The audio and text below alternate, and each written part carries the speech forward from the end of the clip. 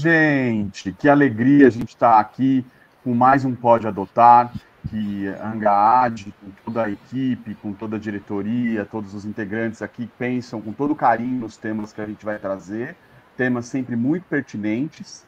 E hoje a gente vai falar sobre a captação de recursos para os GAAs. GAAs são os grupos de apoio à adoção, que a gente tem aí no Brasil inteiro, e que são fundamentais aí para os adolescentes, para as crianças, né, terem esse apoio de pessoas especialistas, de pessoas que abraçam essa causa. E hoje nós vamos falar um pouco sobre sobre os GAAs, os recursos, para que eles possam trabalhar com mais efetividade pelos direitos das crianças e dos adolescentes. E trouxemos aqui uma presença ilustríssima, que é a nossa querida Vera Cardoso, que ela está em Goiás, hoje ela está em São Paulo, que ela é de São Paulo, mas ela hoje mora, né, em Goiânia.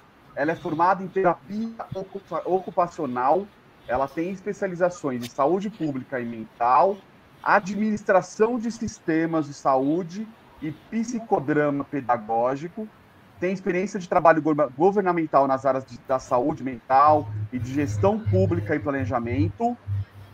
E também, bom, aqui o currículo é enorme. Ela é cofundadora do GAA Conviver, que é o Grupo de Estudos e Apoio à Adoção de Goiânia, que foi fundado em 2000. Ela foi presidente também da Angaad no ano de 2008. Atualmente é coordenadora da Angaad na região Centro-Oeste. E, por fim, o mais importante, a Vera é mãe por adoção. Vera, bem-vinda, obrigado por receber com tanto carinho o nosso convite e aceitá-lo com tanto carinho também. Então, já deixo sua palavra aí para a gente iniciar a nossa conversa.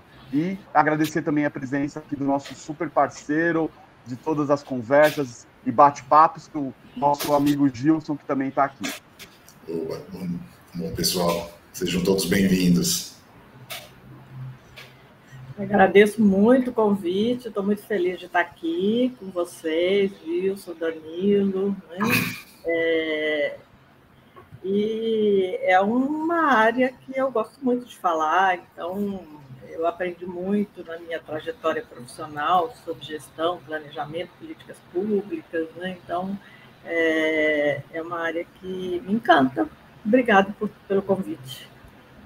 Obrigado. E, Vera, já para a gente iniciar com tudo, conta para a gente o que levou à formação acadêmica, né, a sua graduação e também as suas especializações. E se isso tem a ver com o trabalho em prol dos direitos das crianças e dos adolescentes. Conta para a gente. Eu fui uma das milhões de adolescentes que aos 17, 18 anos não sabia o que fazer no vestibular. Uma certa tendência a querer fazer psicologia, mas não tinha muita clareza do que fazer e acabou determinando essa escolha por um curso mais desconhecido, né, o curso de terapia ocupacional, porque meus pais não tinham condições financeiras de pagar o que na época a gente tinha que fazer aquele tal do cursinho, né, que era caríssimo, né, para fazer o vestibular, né? Meus pais não tinham condições de pagar isso para mim e nem tinham condições de arcar com uma faculdade particular. Eu tinha que passar na faculdade pública, né? E eu acabei optando por um curso menos concorrido mesmo, né? E fui descobrir esse curso de terapia ocupacional, achei que era meio parecido com psicologia e acabei entrando nessa área, nessa profissão. Trabalhei 10 anos em um hospital psiquiátrico, já que a área da psicologia era meu interesse, né? Até o momento que eu ganhei uma bolsa de estudos na Fundação Getúlio Vargas para estudar administração de sistemas de saúde. E aí eu descobri um mundo novo, que eu nunca imaginei que eu ia gostar tanto, que é essa área da administração, planejamento, gestão pública. E aí eu mergulhei nisso, né? O resto da minha vida eu trabalhei com gestão pública, sempre fui funcionária pública por opção, por escolha. Eu sempre gostei de ser funcionária pública. Tentei algumas vezes iniciativa privada, mas não era uma coisa que me atraía, me dava vontade de continuar, voltava sempre para o serviço público.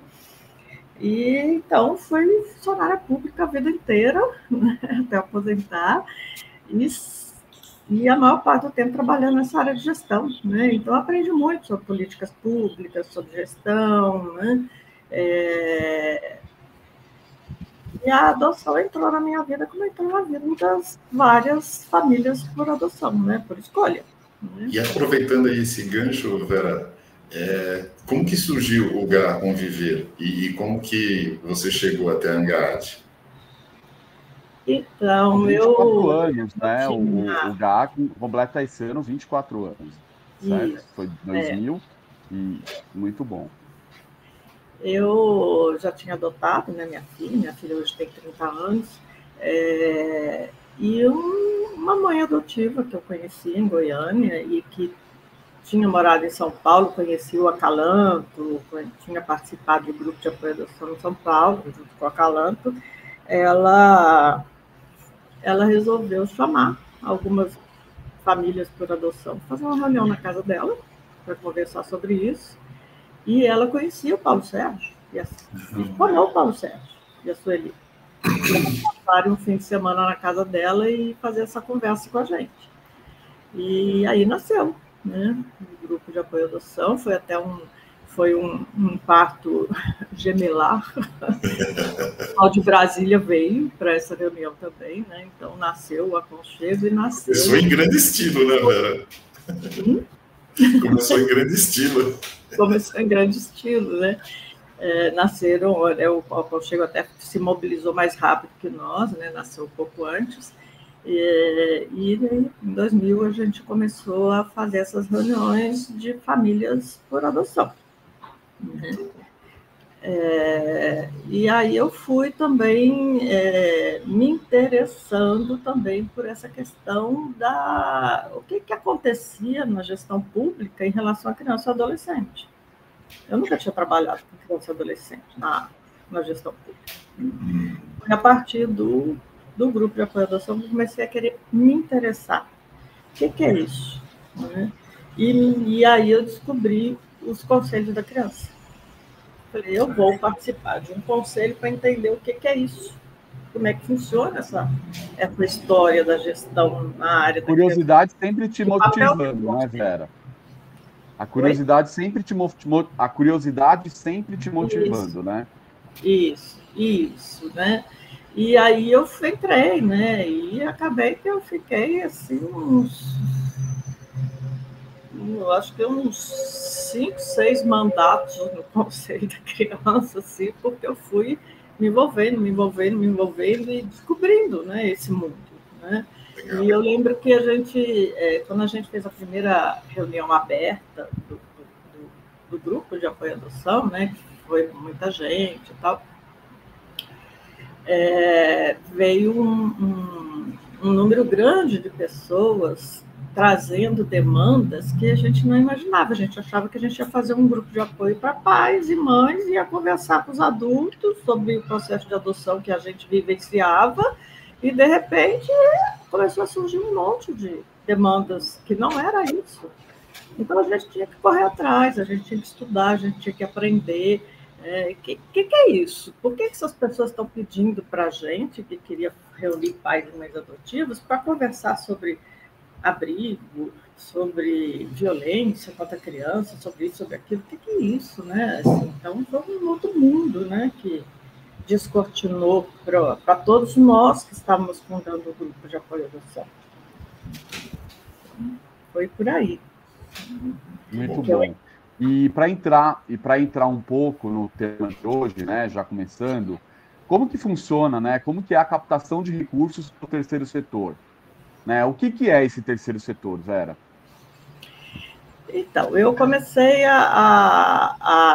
através, inclusive, do Conselho da Criança e de algumas outras atividades que eu comecei a fazer, eu comecei a tentar entender o que era, né? Então, no final da década de 80, né, se popularizou, começou a se popularizar essa sigla ONG, né, Organização Não Governamental. E aí eu comecei a tentar entender o que era isso, né, e o quanto um grupo de apoio à adoção se encaixava nisso. Por que se encaixava nisso? O que significava isso, né?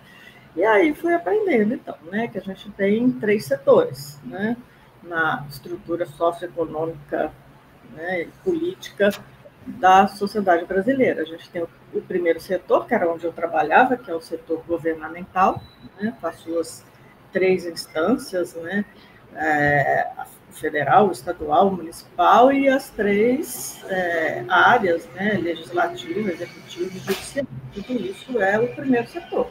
É o governo trabalhando e atendendo o público. Né? O setor, vamos dizer assim, lucrativo, né? O setor que trabalha com a economia no sentido de gerar lucro, gerar produtividade, né? Que aí entra o comércio, indústria, agronegócio, né? Todo esse sistema econômico aí. E aí começa a surgir as primeiras pesquisas brasileiras, os primeiros livros, né, sobre o que é o terceiro setor. Né? E eu me lembro que eu li um livro chamado Privado, porém Público. E aí eu fui entender, né, assim, que o terceiro setor ele é privado, igual ao segundo setor, né? Mas ele atende o público, como o governo atende o público. Então, ele é privado, mas ele é público. Né? Ele não tem um fim lucrativo. Né? Mas, assim, a gente tem que ter claro que o terceiro setor ele não é substitutivo do governo. Ele não nasce para substituir. Não é para substituir, ele é complementar, né? Ele é complementar, né? E aí um outro papel importante, né, que eu fui descobrindo, que nós, organizações não governamentais, grupos de apoio à adoção, temos, né, nos especializar num foco que a gente conhece muito, né, entender, analisar aquela problemática, né, e trazer ideias criativas de solução. Novas tecnologias, novas metodologias, novas soluções para problemas que estão aí há anos. Né? E a gente faz isso. Né? A gente faz porque a gente conhece isso. A gente ocupa um espaço que o governo não ocupa, né? Trazendo novas ideias. Né? E o que acaba sendo a função da gente, né? Que essas novas ideias, novas metodologias que a gente investe, que a gente cria, que a gente estuda, que a gente propõe, vão interferir lá na política pública do governo. Perfeito. Eu acho que isso você falou uma coisa muito interessante, que é... Você falou algo interessante que é o fato de você também ter conhecimento, ele te dá mais liberdade para você navegar nessa área com mais liberdade de criação, né, Vera? Sim, então, você veio lá com experiência na psicologia, né, a parte administrativa que você passou, o fato de ser mãe por adoção te dão toda essa bagagem para que você esteja onde você está hoje, certo? Uhum. Isso. Né? Eu vou dar um exemplo de uma interferência que os grupos de apoio à adoção fizeram em política pública, né? A mais conhecida de todas, né? O curso de preparação para a adoção. Quem começou a fazer isso? Os grupos. Né? E isso vai pegando uma força, né, no Brasil inteiro, e a legislação incorporou isso como obrigatoriedade. Isso é interferir na política pública. E eu posso te falar eu sou pai por adoção recente, eu fiz o curso, tá? E eu posso te falar que ele foi assim um divisor de águas, tá? Eu peguei, obviamente, uma instituição muito séria e muito bacana, inclusive eu continuei com a psicóloga de lá, a instituição infelizmente fechou. Hoje é a minha psicóloga terapeuta, né, que eu conheci de lá, eu chamo ela de madrinha da minha adoção, porque ela me orienta o tempo todo. E como esse curso, gente, como ele é importante, como ele realmente ele vem para te mudar várias coisas e fazer pensar, que eu acho que é o mais importante, né? Na missão de ser pai, do porquê do pai por adoção, do porquê você está ali, as suas missões. Eu acho que isso é muito especial. E eu agradeço muito ter passado por esse curso. Uhum, sim. E, Vera, deixa eu te perguntar uma coisa. Nesse caso, né, que você estava explicando, né, do terceiro setor, né, que ele não tem o papel de substituir ações ou atividades governamentais, mas ele também tem um papel que é se manter, né, ou seja, ter a sua própria receita, não ter fins lucrativos, né? Então, por que a gente fala muito sobre captar recursos? O que é o captar recursos? Então, a gente tem aí quase 6.000 ONGs, né, que hoje a gente, pela legislação, a gente chama de OSC, né, Organização Social Civil, mas esse nome popular acho que nunca vai sumir, né, de ONG, trabalhando no Brasil inteiro, né, de pequenininhas a gigantes, né, de ONGs que não têm recurso nenhum a ONGs que têm muito recurso, né. É um mundo grande, é um mundo que mexe emprega muita gente, mexe com muito com um sistema econômico que não aparece, né? Mas, assim, uma das coisas que a gente percebe no trabalho das ONGs e dos GAs, a gente vê isso com clareza, né? Assim, o quanto a gente consegue fazer muita coisa com pouco recurso. Né? E isso é o que faz a gente mostrar para o setor governamental, olha, é possível fazer isso e não precisa de tanto dinheiro, mas precisa de um pouco. Se eu tiver um pouco de dinheiro, eu vou fazer isso muito melhor. Né? Você vai ganhar escala, você vai ter uma amplitude maior. Sim, porque tem situações que o recurso financeiro é fundamental, né? Senão o trabalho fica limitado até um determinado nível. Né? A partir dali, se eu não tiver um mínimo de investimento de recurso financeiro, esse trabalho não se desdobra, esse trabalho não cresce, né? Esse trabalho não se torna tão criativo, né? Ele não se expande, né? Porque eu acho que a grande coisa que as ONGs fazem é que elas são muito criativas, né? A gente vê nas próprias redes de GAs, a gente vê assim, experiências belíssimas. Um GA não é igual ao outro, são extremamente criativos dentro da sua realidade, né? Então, essa criatividade, né, ela é o que move, né, os grupos de apoio. Ou seja, são as pessoas, né, Vera? São as pessoas, né? O que você está falando aí são as pessoas que estão envolvidas, né?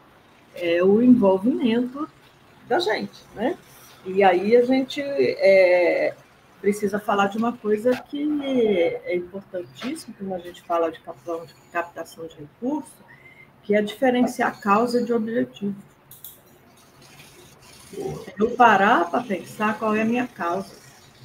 O que é causa? Né? O objetivo é assim, eu posso ter como objetivo, como um grupo de apoio à adoção, promover a maior quantidade de adoções possíveis, promover adoções legais, seguras e para sempre, isso é o objetivo. Mas qual é a minha causa? A minha causa é o que me emociona. A minha causa é o meu coração. A minha causa é afeto, é o que me move, é o que me faz estar lá, é o que faz eu seguir esse cotidiano no grupo de apoio à adoção ou em qualquer outra ONG, porque eu acredito, porque eu gosto, e que mesmo enfrentando dificuldade eu continuo ali. Isso é a minha causa. E é importante que cada um cada grupo de apoio à adoção identifique a sua causa. As causas não são iguais para todos os grupos de apoio à adoção. Porque cada um tem seu perfil, tem a sua dinâmica, tem a sua realidade local. Então, não tem como eu dizer que tem uma causa única para os grupos de apoio à adoção. Cada um tem a sua causa. Essa a gente fala, né, de uma causa maior seria a própria adoção, né? Sim. E depois tem as suas subdivisões, né? E aí, cada ser humano, cada pessoa, como disse o Danilo, né, transforma isso numa causa. Aquele grupo específico transforma isso numa causa. A nossa causa é isso, né? É isso que me emociona. É o que eu vou conseguir falar. Eu preciso falar dessa causa. Eu preciso ter claro que causa é essa, né? E aí a gente fala que para você fazer captação de recurso, é possível você captar recurso para qualquer causa, mas não é possível você captar recurso para qualquer ONG, né? Você tem algumas ONGs, né? Por exemplo, um exemplo, né? Muito conhecido, né? Médicos Sem Fronteiras, né? É uma organização social civil que o título já diz tudo. Você não precisa ficar explicando a causa. A causa já está no título e ele conquistou tanto espaço internacional que ele não precisa mais se explicar. Então, assim, eu posso fazer captação de recursos para a minha causa, não para a minha instituição, né? Aproveitando, Vera, sustentabilidade administrativa da minha instituição. Perfeito. E aí eu queria que você explicasse, só complementando isso que você está falando, que quais são os tipos de captação? Você está falando só de doação voluntária, por exemplo. Que tipos nós temos? A gente pode ter, a gente vê os grupos de apoio à adoção fazendo, né? Várias pequenas formas de captação de recursos, né? Então, vender produtos, né? Livros, camisetas, canecas, chaveiros, etc., né? É uma forma de vender alguns produtos vinculados à sua causa, é uma forma de você captar recurso. Rifa, sorteio, bingo, fazer alguns eventos científicos e cobrar um valor para a participação naquele evento. Esses eventos sociais, almoço, jantar, poder mobilizar, né? Pessoas que vêm, participam do evento, compram convites e tal. Tudo isso são formas de captação de recursos que as ONGs, todas as ONGs usam, né? Mas tem uma coisa muito importante aí. Cada uma dessas ações, se o grupo for fazer, precisa estar especificada no estatuto. Para ser legalizado, precisa estar especificado no estatuto que, para sua manutenção, o grupo de apoio à adoção pode desenvolver tais atividades para captação de recursos financeiros. Ele está lá escrito. Então, quem não tem estatuto e vai fazer, ou quem está fazendo revisão de estatuto, olha direitinho se tem isso daí lá, né? Inclusive, o item receber doações. Tem que estar lá no estatuto. Isso. Para que isso seja uma atividade legal. Isso pode ser uma condição de, sei lá, por exemplo, se você vai procurar um patrocínio, a área jurídica da empresa ver se você tem condição ou se você está autorizado a receber esse tipo de doação, por exemplo, né? O patrocínio é uma forma de doação. Sim. Né? Então, se eu não estou legalmente autorizado a receber, né, ou doação de materiais, né, ou doações financeiras, eu não posso receber a doação que uma empresa ou uma pessoa pode se oferecer para me passar. Tá? Então, tudo isso tem que estar previsto no estatuto para ser uma coisa legalizada. Tá? Tem uma forma melhor de mobilizar esses doadores ou essas doações, Vera? A gente vai cair naquela questão que a gente discute muito, né, que é ter ou não ter um CNPJ. Né?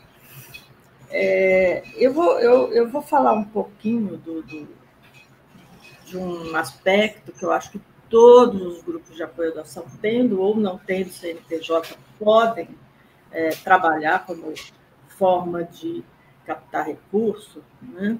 Embora quem não tem CNPJ fique um pouco mais limitado, mas consegue fazer também, né?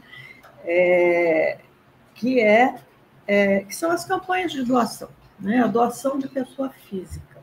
A gente tem, né, um universo de pessoas do mundo adotivo que são potenciais doadores. E a gente precisa mobilizar essas pessoas. Então, aqui, acho que a gente já muda um pouco o verbo, né? A gente deixa de usar o verbo captar recursos e vamos usar o verbo mobilizar recursos. Porque o que é mobilizar? Mobilizar, eu preciso conquistar esse doador, eu preciso sair da minha zona de conforto de ficar pedindo dinheiro assim aleatoriamente. Eu preciso fazer também com que esse doador olhe para mim e decida se ele quer ou não quer doar e por que ele quer doar para mim. Por que ele está interessado em doar dinheiro para mim? Eu preciso mexer com isso. E aí, o que mobiliza? A causa. É a causa que mobiliza. Não adianta eu ir lá e pedir para as pessoas, o grupo de apoio à adoção está precisando de R$1.000, por favor, doe. Isso não mobiliza doador, né? Mas se eu trouxer uma causa, e causa, gente, ela pode ser, como o Gilson falou, uma causa maior e pequenas causas, né? Eu posso fazer campanhas de doação mais longa e campanhas de doação mais focais, né? Por exemplo, né? Recentemente, a gente recebeu um pedido de uma instituição de acolhimento para uma jovem que tinha completado 18 anos, uma certa dificuldade intelectual, já estava disponível para adoção muitos anos, mas nunca conseguiu ser adotada. Essa instituição de acolhimento, num processo complicado ali, precisa das vagas da instituição, enfim, e pediu para a gente, assim, vocês podem ajudar a gente a construir alguma coisa para essa jovem fora da instituição. Então, a gente transformou isso numa causa temporária. Então, durante o mês de novembro desse ano, do ano passado, de 2023, né, a gente fez uma campanha em prol dessa jovem. Durante 30 dias, a gente divulgou em todos os nossos grupos a história dessa jovem, pedindo para ela gravar um áudio para a história dela, né? E as pessoas se mobilizaram em cima da história dela. As pessoas queriam ajudar essa jovem, não queriam ajudar o grupo de apoio à adoção, queriam ajudar essa jovem através do grupo de apoio à adoção. Ele é o mobilizador de recursos, mas o recurso tem um destino, que é essa causa, né? Então, a gente conseguiu, assim, doação de quase tudo para mobiliar uma kitnet para ela de doação, né? Conseguimos recurso financeiro doado também. Quem não tinha objetos para doar, doava recurso financeiro para a nossa conta, e aí a gente podia comprar as coisas que faltaram, né? Pagar o primeiro aluguel dela, ajudando, aí hoje está trabalhando, conseguindo aos poucos construir sua própria vida. Então, é essa causa, né? É a causa que emociona as pessoas, que as pessoas... Que é uma coisa maior, né? Porque acho que a coisa mais importante, né? Acho que a maior preocupação de todo mundo que está fazendo uma doação é saber como e onde esse recurso vai ser usado, né? Então, quando você já parte de uma causa muito clara, é aquilo que você falou, você não tem que explicar muito, né? Então, eu acho que isso é bem interessante, porque você acaba focando e fala assim, cara, é para esse o destino, né? Isso aqui está claro que vai ser usado nessa situação. Eu acho que isso ajuda também a agilizar todo o entendimento, né? E aí a gente, falando disso que você está falando, disso, a gente vai começar a mexer, então, com essa questão assim, eu preciso prestar contas para quem doou. A pessoa que doou precisa saber se realmente isso que ela doou, que ela se mobilizou, que ela se envolveu, chegou lá nessa menina. Né? Existem dados... A quem que a gente precisa para prestar essa conta, Vera? Então, existem dados da Associação Brasileira de Captadores de Recursos que diz que 46% dos doadores doariam mais se soubessem como o dinheiro foi gasto. Isso é uma pesquisa. Tá? E aí, assim, para essa mobilização de doação pela causa, né, a doação da pessoa física, né, que envolve muito a questão da causa, né, quanto mais rápida a prestação de contas, mais resultados de fidelização você tem. Então, você tem que ser ágil. Você não pode falar assim, não, eu vou fazer uma prestação de contas no mês de janeiro, fevereiro, vou divulgar no meu site, não sei onde. Não, você pode fazer isso. Mas quando você faz uma mobilização com pessoa física, é importante que você faça prestação de contas para aquela causa que você mobilizou recurso naquele momento. Né? Então... Dá um exemplo para a gente, Vera, dessa adolescente. Como que vocês mostraram? Esse exemplo dessa mobilização que a gente fez para essa jovem ter um espaço de garantia, né, de direito de ter um espaço de moradia mínimo, com condições mínimas, um emprego, né, e receber um suporte para começar a construir sua vida fora da instituição de acolhimento. A gente fez isso durante o mês de novembro. No dia 2 ou 3 de dezembro, a gente estava divulgando a prestação de contas. Caramba. Uma prestação de contas simplesinha. Né? O que a gente fez? Cada coisa que a gente ganhava de doação, cama, geladeira, fogão, mesa, cadeira, né? E a gente tinha que pagar o frete para buscar e tal, não sei o quê. A gente pedia para quem ia acompanhar a captação dessas doações, fotografasse essas coisas dentro da casinha da menina, né? Para mostrar que as coisas estavam chegando na casa dela. Que legal. E a parte financeira, né?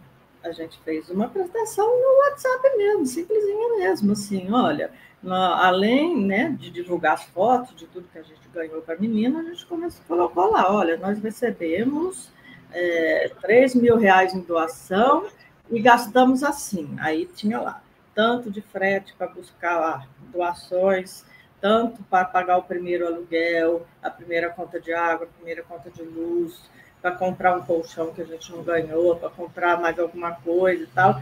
Fizemos ali direitinho, né? Está tudo aqui, estamos com todas as notas fiscais disso, se alguém tiver interesse em olhar, mas, assim, fizemos uma coisa simplesinha. E olha como é importante você fazer a coisa de imediato, né? Divulgamos. A gente, na realidade, recebeu algo em torno de R$3.000 de doação e gastamos R$4.000. Né? E aí, na hora que divulgamos isso nos vários grupos de WhatsApp que a gente tem, em um dos grupos, uma mãe por adoção falou assim, nossa, vocês gastaram mais do que vocês receberam. Vamos fazer uma vaquinha para cobrir essa diferença? Olha, que legal. Eu respondi para a pessoa, nossa, agradeço demais o seu interesse, que bom que você percebeu isso, mas olha, nesse momento a gente não precisa dessa vaquinha, porque a gente tinha um saldo de um dinheiro, de uma outra campanha que a gente fez tal época, tal data, e deu para cobrir esses R$1.000. Se a gente precisar, a gente faz a vaquinha. Então, você vê, essa pessoa é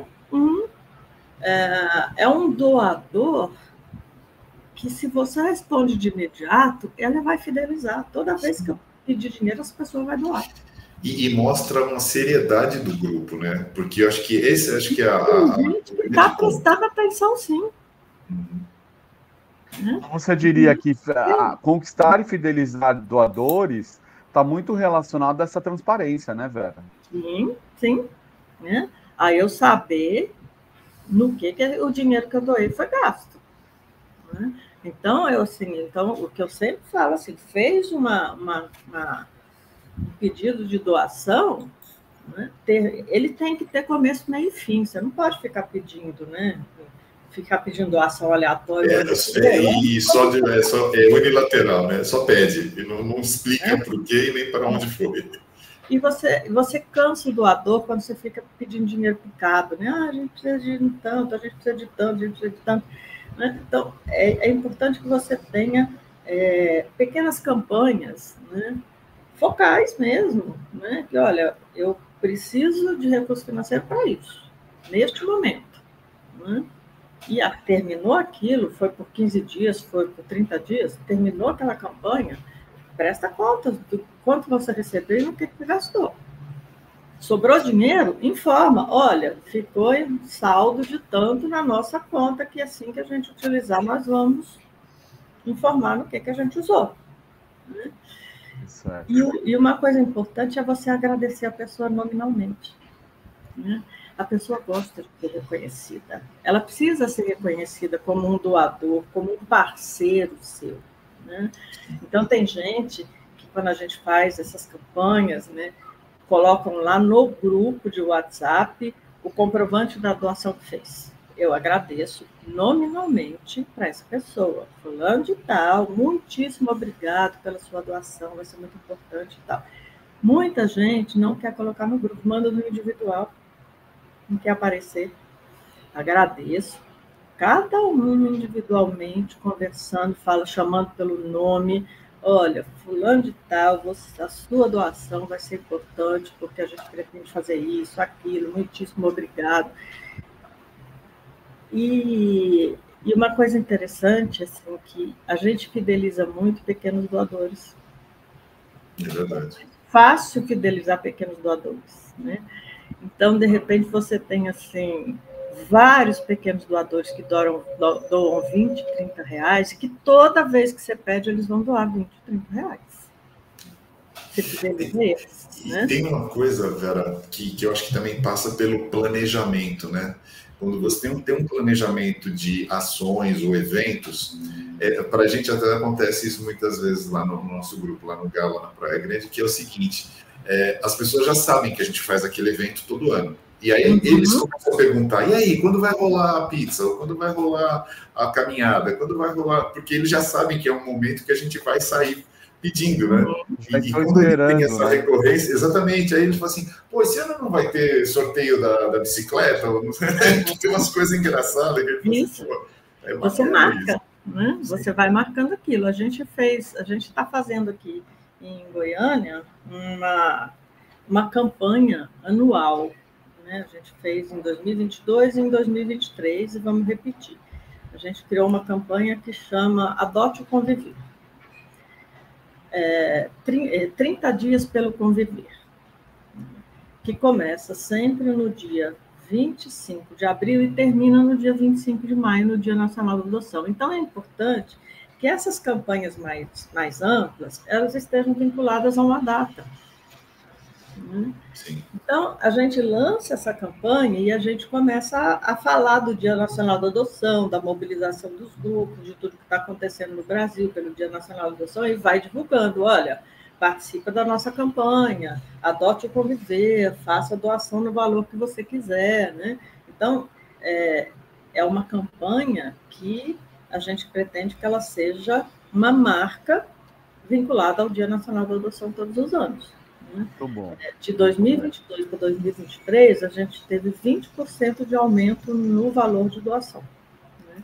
E aí, quando você vai repetindo, as pessoas vão se integrando e se fidelizando àquela campanha. Né? Isso não invalida que a gente faça pequenos pedidos vinculados a uma causa temporária, momentânea, que a gente está precisando. Pontual, né? Correto. Vera, a gente fala bastante de editais que levam à captação de recursos. De onde eles surgem? Como que eles funcionam? Então, edital já é uma outra, uma forma de captação de recurso que 95% ou talvez 99% exige que você tenha CNPJ. Precisa ter o CNPJ. Né? Só voltando numa observação sobre as campanhas de pessoa física, né? Por que o CNPJ é importante para a campanha de doação de pessoa física também? Porque com o CNPJ você abre uma conta corrente no nome do grupo de apoio à doação. Fica mais fácil. Dá credibilidade para o seu pedido de doação, para a sua prestação de contas, segurança. Eu já tive pessoas que responderam para mim, meu advogado me disse que eu não devo fazer PIX, por insegurança. Né? Então, o CNPJ ele é importante também na doação de pessoa física, embora seja possível fazer sem CNPJ. Mas ele dá mais segurança, dá mais credibilidade, você consegue mobilizar mais doadores quando você tem o CNPJ. As pessoas têm medo de abrir um CNPJ, Vera? Você acha que rola um receio, uma responsabilidade? Qual que é o receio das pessoas? Eu acho que é uma mistura de receio, de responsabilidade, com desconhecimento do que isso de fato significa e de que recurso financeiro a gente está falando para poder abrir um. Porque tem um custo agregado, né?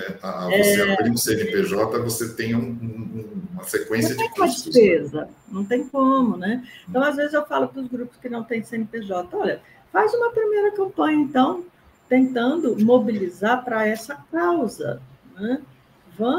O grupo de apoio à adoção precisa ter um estatuto e registrar um estatuto. Vê lá quanto custa no cartório, faz uma campanha para isso, de 15 dias, 20 dias, explica o que é isso, pega depoimento de grupos que já têm estatuto registrado, a importância do estatuto, né? E mobiliza esse recurso. Né? Mobiliza o recurso para fazer o CNPJ, né? Explica por que ele é importante. Né? Isso também pode ser uma causa. Não é uma causa muito mobilizadora, né? Porque ela não traz tanto a emoção, mas você pode tentar contar histórias. Né? A gente fala que uma boa história mobiliza. Então, tenta criar histórias que mobilizem a pessoa a entender que o grupo de apoio à adoção precisa funcionar. Né? Um depoimento como o que o Danilo fez, da importância do curso de preparação para adoção e tal, mobiliza, né? Olha, se a gente tiver estatuto e CNPJ, isso que a gente pediu depoimento para fulano, para Beltrano, da importância do curso de preparação do pré, do pós-adoção, isso vai poder ser mais bem feito. Então, você agrega aí a causa. Né? O CNPJ ele implica mais responsabilidade além de levar custo, Vera? Como? O CNPJ implica em mais responsabilidade além de levar a custo? Sim, o CNPJ implica em mais responsabilidade, né? Porque você tem que ter, por exemplo, um escritório de contabilidade, porque você vai ter que ter a declaração de imposto de renda do grupo, você vai ter que ter uma contabilidade legalizada, né? Você não pode ficar fazendo... você tem CNPJ, mas você não tem conta corrente, aí você fica pegando doação na sua conta pessoal. Isso é ilegal, isso é totalmente ilegal. Né? Então, você tem que realmente batalhar por uma conta no seu CNPJ, fazer contabilidade dentro das leis e das exigências, e aí a gente vai cair na questão do edital. Né? Os editais, 99% só vão repassar recursos para quem tem CNPJ e conta corrente. Tá? Então, existem os editais governamentais e os não governamentais. Todos vão pedir CNPJ. Todos. Tá? E aí, um edital, eu vou voltar lá no conceito que a gente abriu sobre terceiro setor. Né? Quando eu falei de terceiro setor, que o papel do terceiro setor, entre outros, é interferir nas políticas públicas, é trazer soluções novas e criativas para problemas antigos dentro da população, e isso acabar se transformando numa política pública oficial, né, os editais, hoje, atualmente, eles querem, todos, inclusive os não governamentais, por exemplo, os editais do Criança Esperança, você precisa definir em qual política pública a sua proposta, o seu projeto de trabalho se encaixa. É verdade. Que política pública você está propondo interferir? Todos os editais hoje pedem isso. Claro. Então, por isso, você precisa ter clareza da sua causa e das políticas públicas que você atua. Por isso é importante que os grupos entendam melhor o que é um Conselho Municipal de Direitos da Criança. E o que é a política pública da criança e do adolescente? Quais são as principais? Qual é o guarda-chuva de políticas públicas da criança e do adolescente que existe no governo? Esse guarda-chuva hoje, ele está definido no MIROSC, Marco Regulatório das Organizações Sociais Civis, que é uma lei. É a lei que regulamentou, né, essa questão do recurso governamental ser transferido para o terceiro setor. Basicamente, a lei faz isso. Ela regulamenta como, quais são as regras do governo, seja ele federal, estadual ou municipal, passar recursos para uma ONG. E eu até participei de eu queria te perguntar de uma... Não, pode falar, Gilson. Só um detalhe, que tem uma coisa ligada à preparação do grupo, né, para isso. Como a Vera falou sobre abrir o CNPJ é importante, né? Mas o que acontece nesses editais, normalmente eles pedem certidões negativas de tudo o que pode estar com algum problema no registro. Então, não basta você abrir, né, e ter o teu CNPJ, você precisa manter ele vivo, né, ou seja, atualizado, e manter todas as regras de cumprimento de obrigações. Porque na hora que o cara pede uma certidão negativa, se você tem alguma coisa que você não declarou, que você não fez, ou que aí você já é eliminado na largada. Né? Então, eu acho que você ter, né, porque isso vai acontecer lá no edital, ele pede todas as documentações que precisam ser apresentadas e tem uma pancada de certidões negativas. Né? Concorrer a um edital, você precisa realmente planejar. Né? Você tem, por exemplo, né, para você participar de um edital, por exemplo, do Conselho de Direitos da Criança e do Adolescente, você tem que ter já uma conta corrente do seu CNPJ aberta, ou no Banco do Brasil ou na Caixa Econômica. Né? Sim. Já passei pela situação do desespero de ter um edital aprovado, na hora de informar conta corrente, como a conta corrente não estava sendo usada há mais de 3 meses, o Banco do Brasil fechou a conta. Aí foi um desespero para abrir a conta corrente, correndo dentro do prazo do edital para poder receber o dinheiro.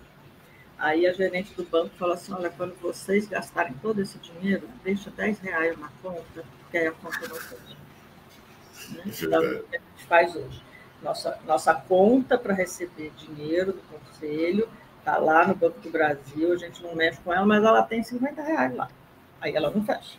Se eu for receber, se eu passar no edital... Vivendo e aprendendo, né, Vera? Vivendo e aprendendo. Boa dica, Vera. Boa dica. E a pergunta que eu ia fazer é uma palavrinha até difícil de falar, que é o MIROSC. O que seria isso? Eu não escutei a palavrinha. MIROSC. MIROSC. M-R-O-S-C. MIROSC. O que eu falo? Então, MIROSC. O MIROSC é uma lei. É o Marco Regulatório das Organizações Sociais Civis. Ele define quais são os formatos de transferência de recurso de governo, de dinheiro público, para uma ONG, que é uma instituição privada. Tá? É o regrador do negócio. Foi criado o MIROSC, não existe mais a figura do convênio. Antigamente, né, fazer um convênio com o poder público para receber um recurso do Fundo da Criança e do Adolescente era uma tragédia, né? Eu tive uma experiência em 2007, 2008, assim, que eu levei quase 3 anos para transferir um recurso de um projeto aprovado pela Petrobras. Porque, para fazer o convênio, eu tinha que, além de toda essa documentação que você citou, a gente tinha que ter um projeto de lei aprovado na Assembleia Legislativa, em que a gente podia receber esse recurso. Quase impossível de receber. Era muito desgastante. Fazer um convênio era uma coisa quase inviável. Hoje não existe mais a figura do convênio. O Miroski define que existe a parceria público-privada.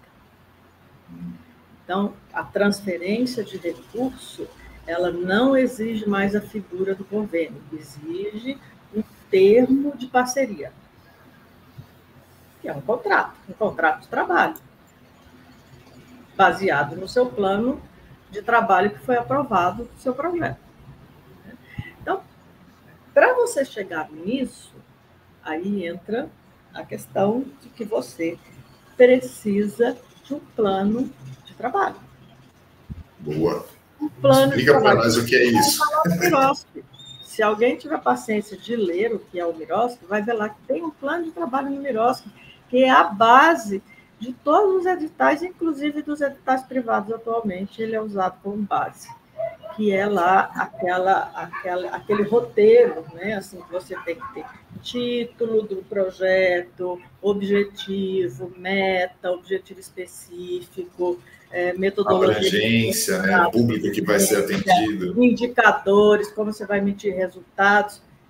Tudo isso está lá no Miroski. Né? Quer dizer, existe um modelo, então, praticamente para você seguir. Isso, um roteiro para você seguir. Que bom. Então, você não vai, quando você vai para um edital, não é assim, eu vou pesquisar um edital na internet e aí eu faço um projeto. Não. Não é assim. Boa, grande dica. Faça primeiro um plano de trabalho, porque é complexo.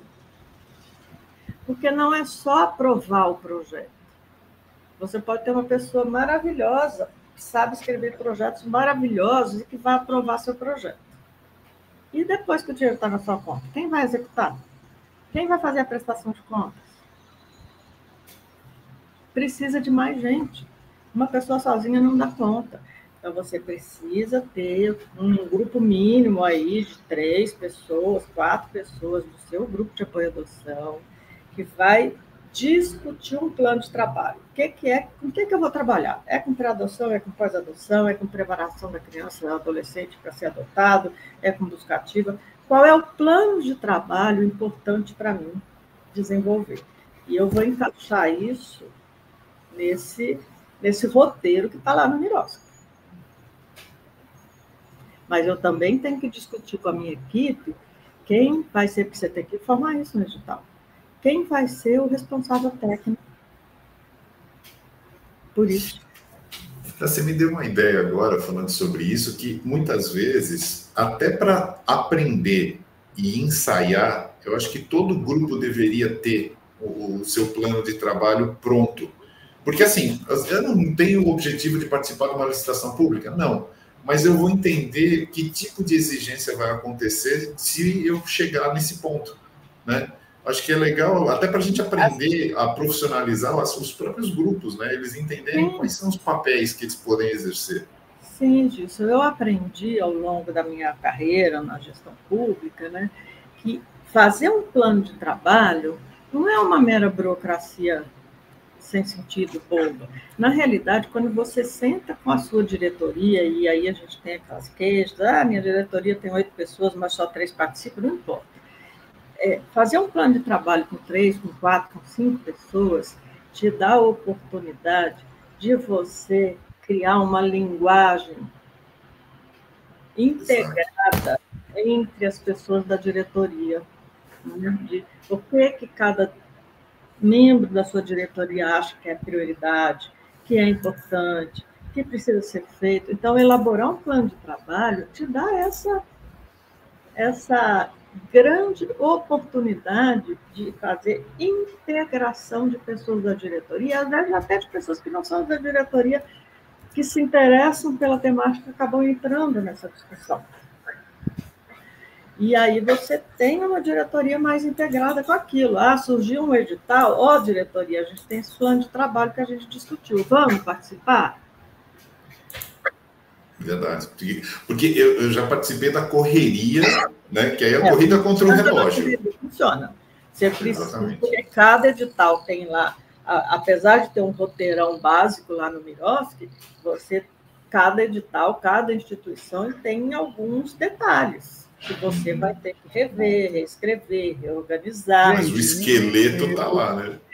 E as pessoas que têm dúvida, né, na hora de montar, quer montar um grupo de um gás, pelo que vocês contaram aqui, são vários passos, tem vários aprendizados aí. Como que a Angad ajuda esses GAs? E como que as pessoas podem procurar o Angad, né, a Angad para poder pedir essa ajuda, por exemplo? Acho que essa eu posso responder. No site da Angad, a gente tem lá uma das abas que fala sobre constituição de um grupo de apoio, né? Então, ali você tem quase que um passo a passo, né, do que você precisa fazer, que tipo de atividade que você precisa se preparar para você criar seu grupo, né, ou seja, estruturar um grupo que pode ser registrado, né, com CNPJ ou não, mas você tem toda uma série de dicas que você fala assim, pô, o que eu preciso para ter um grupo, o que eu posso, quais são os documentos que eu preciso para legalizar e formalizar esse grupo. Então, isso tem no site da Angad, né? E, eventualmente, nas próprias diretorias da Angad, a gente tem o atendimento, a gente tem o nosso serviço de atendimento, né? Se o grupo está com alguma dificuldade ou tem algum problema, ele pode mandar um e-mail, pode mandar uma mensagem, né? Agora, mas basicamente está tudo em WhatsApp, né?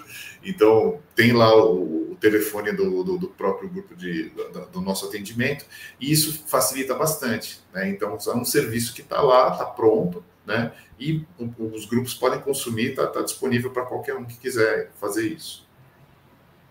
Gente, esse assunto dá para a gente ficar aí horas e horas, né? Ir longe. Realmente muito bacana. E eu acho também, Gilson, que assim, a Angad, ela se mobiliza também, né, em função de demandas trazidas pelos grupos. Acho que essa questão da captação de recursos é um tema que vem crescendo nos grupos. Ele é recorrente, né? Se falava de uma forma meio genérica, meio assim, hoje vem crescendo, né? Então, talvez um momento realmente da Angad começar a pensar em promover algum curso que fale mais do Mirovski, que informe as pessoas como fazer um plano de trabalho, como fazer prestação de contas, né? E aí atender essa demanda que cresce. Essa demanda, exatamente. Muito bom. Muito bom. Vera, aí, nossa, a gente sai com a cabeça muitas coisas, né? E que aprendizado, que eu acho que o nosso objetivo do podcast, além de ser um bate-papo, algo mais solto, mais contraído, é trazer esses pensamentos e que tudo a gente consegue, só ir atrás da informação, conversar com as pessoas certas, né? E eu acho que isso, e saber que tem essa rede de apoio, né? Que é tão importante. E aí, aproveitando, eu queria que vocês deixassem a mensagem final de vocês, começando pela Vera e depois o Gilson, por favor. Bom.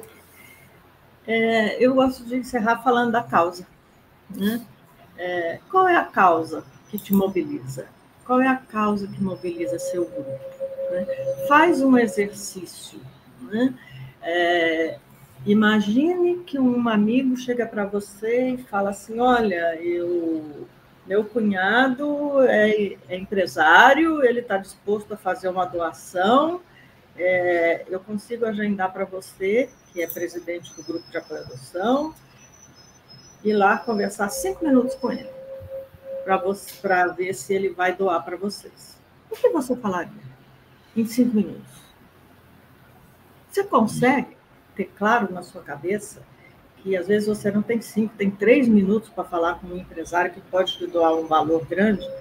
Qual é a causa que você vai mobilizar a emoção desse empresário para ele dizer, não, está aqui, doei para você agora. Boa. Então, gente, pensem e identifiquem a causa.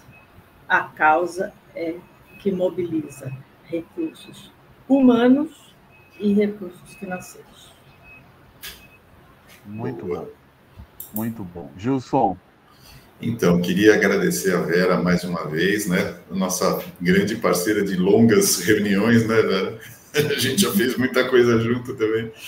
E eu queria também lembrar, né, o pessoal e quem está acompanhando, que a gente teve um momento muito especial com a Vera, tá? Que foi no ENAPA de 2023, né? Onde ela foi homenageada pela ANGAAD, né, com o título de Amiga da Adoção. Então, eu acho que aqui está a fotinho, né, para quem está vendo Você vai me fazer chorar de novo.